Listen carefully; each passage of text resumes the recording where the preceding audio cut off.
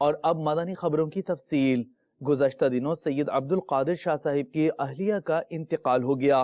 شیخ طریقت امیر اہل سنت دامت برکاتہم العالیہ ان کی رہائش کا تشریف لے گئے، جہاں آپ کے ہمراہ شہزادہ عطار الحاج بلال رضا عطاری بھی تھے۔ آپ نے ان کی اہلیہ کے لیے دعائے مغفرت کی، جبکہ آف ایئر مدنی مذاکرے کا عالمی مدنی مرکز فیضان مدینہ باب المدینہ کراچی پاکستان میں بعد ہفتہ وار اجتماع سلسلہ ہوا۔ جمعۃ المبارک و جمعرات کی درمیانی شب کا مدنی گلدستہ بھی پیش خدمت ہے۔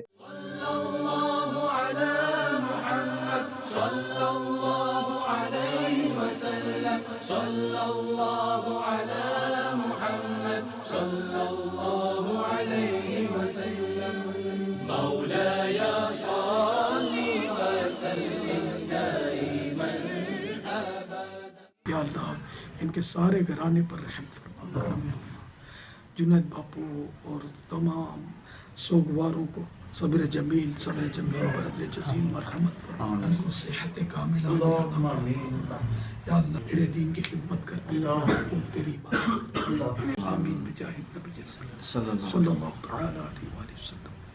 ان اللہ وملائکتہ یصلون علی النبی یا ایھا الذین آمنوا صلوا علیہ وسلموا تسلیما۔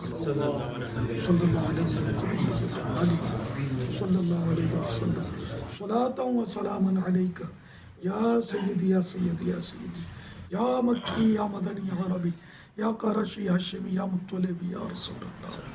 سبحان ربک رب العزت عما یصفون وسلام علی المرسلین والحمد للہ رب العالمین۔ لا الہ الا اللہ۔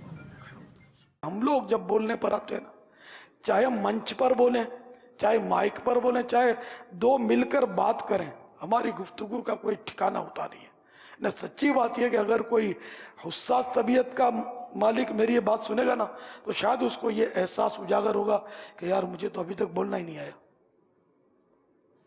ویسے بڑی بڑی باتیں کرتا ہوں، لیکن حقیقی معنوں میں شریعت کے مطابق مجھے بولنا ابھی تک نہیں آیا، یہ سیکھنا ہے۔